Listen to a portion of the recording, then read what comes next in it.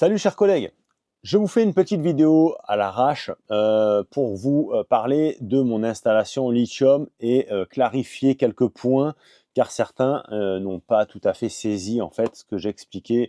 C'est vrai que là c'était plus une vidéo présentation de la batterie, installation, mais on n'est pas rentré dans le vif du sujet. Certains m'ont posé des questions sur les panneaux solaires. Alors les panneaux solaires, quand tu changes de batterie lithium, il n'y a absolument aucune incidence. Je veux dire par là que tu peux avoir une batterie de 50 ampères-heure avec 2000 watts de solaire, ça ne posera pas de souci. À contrario, tu peux avoir aussi 50 watts de panneau solaire avec une batterie de 400 ampères, ça posera non plus aucun problème. La seule chose, c'est qu'au niveau de ton régulateur solaire MPPT, il faut le mettre en position lithium. Si quand bien même ton chargeur solaire, ton régulateur donc, ton MPPT, dispose du réglage. Tu as certains régulateurs où tu as la possibilité de régler, d'autres non. Donc je te conseille vivement effectivement de te mettre en position lithium ou à défaut, si tu as la position gel, mets-toi en position gel. Si tu as aucune de ces trois positions, enlève-moi ce régulateur MPPT et prends-en un où tu as la possibilité de régler. À part ça, le solaire, aucune incidence sur ta batterie lithium. Ensuite vient la question du chargeur. Le camping-car est branché, donc le chargeur alimente la batterie.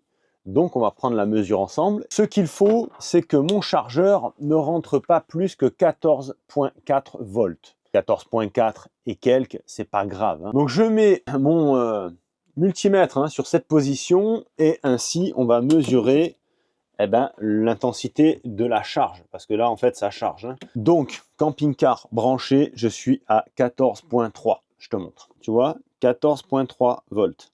Tension de charge maximale d'une batterie lithium, 14,4. Donc au niveau chargeur de l'EBL en position gel, pour moi on est correct. Alors les scientifiques de la chaîne, commencez pas à me parler de ampères, de trucs. Moi, personnellement, je m'en bats les cacahuètes. Moi, ce que je regarde, c'est l'intensité en termes de voltage et basta. Le reste, j'en ai rien à foutre personnellement. Après, effectivement, c'est vrai que là, j'ai pas de Bluetooth pour vérifier l'intensité exacte de ma batterie. Donc plus tard, en effet, je pense installer un petit BMW 700 ou une autre marque, un truc bidon même d'AliExpress, on s'en fout, juste pour avoir mon intensité de voltage. Parce que c'est vrai que sur ce véhicule, c'est des petites LED et c'est pas très précis. À présent, ce que je vais faire, je vais débrancher le camping-car, on va y aller ensemble. Voilà, tu vois, on va le débrancher. Hop. Et ainsi, on va mesurer après moteur tournant. Alors effectivement, après avoir débranché le camping-car, je me suis aperçu que le régulateur solaire, tu vois, foutait le bordel. Donc bon, et là il est en position gel. Alors c'est juste que je l'ai débranché parce que j'avais des variations d'intensité, mais je ne dépassais pas le seuil. Ça c'est parce que c'est en train de charger via le solaire et comme le panneau en plus il n'est pas tip top, ça charge un peu en dents de scie on va dire. Et là j'ai une intensité de 13 volts. Là maintenant on va démarrer le véhicule et on va voir à combien on monte. Voilà. Je suis à 14,4, 14,5. Voilà, ça oscille un peu. Bon là je suis à 2000 tours minute. À savoir qu'il n'y a aucun consommateur d'eau courant dans le camping-car. Donc 14,4, 14,5 pour moi je suis bon quoi. Puisque avec un petit peu de tirage, déjà quand je pars, je vais allumer mon frigo par exemple en 12 volts. Tu vois, là si j'allume mon frigo en 12 volts, là immédiatement au niveau de l'intensité de la batterie, on chute à 14 volts, tu vois. Donc moi je le mets en auto, voilà, automatiquement, voilà, il y aura quand même des consommations de courant. Et donc l'intensité au niveau de la batterie, tu vois, avec le frigo en route, voilà où j'en suis. On est très très loin, tu vois, des 14,4, même en accélérant. Donc voilà, pour moi, écoute, on est correct, puisque de toute façon, encore une fois, mon frigo sera en automatique. Donc dès que je démarre, bam, ça va passer en 12. Là, ici, ça va me chuter l'intensité de courant. Donc voilà, pour moi, on est correct, il n'y a pas besoin d'aller plus loin. Maintenant, si tu veux tout faire bien, effectivement, tu peux mettre un DC-DC. Après, chacun fait comme il veut.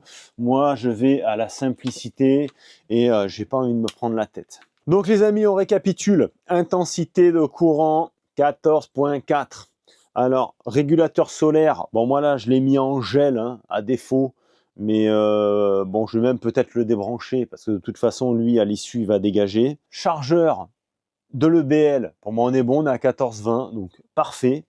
Et le chargeur qui vient de l'alternateur, donc le coupleur séparateur, lui au max je suis à 14,5 avec 0 consommateur à l'intérieur.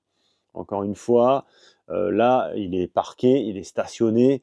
Si vraiment on bouge avec le camping-car, des consommateurs, il va y en avoir. Hein. Il va y avoir forcément la pompe à eau qui va tirer. Là, la pompe à eau est arrêtée.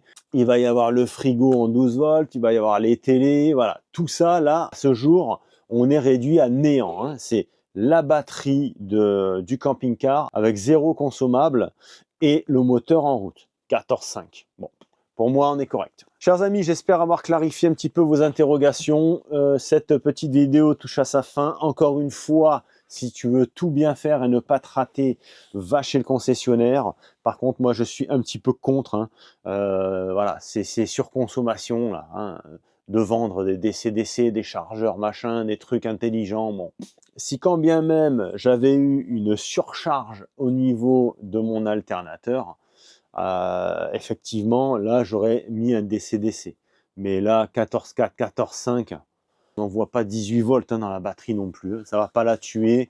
Et avec le peu de consommable que j'aurai à bord, ce sera impeccable.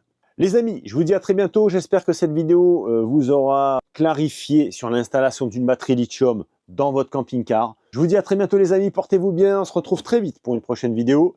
Salut à tous!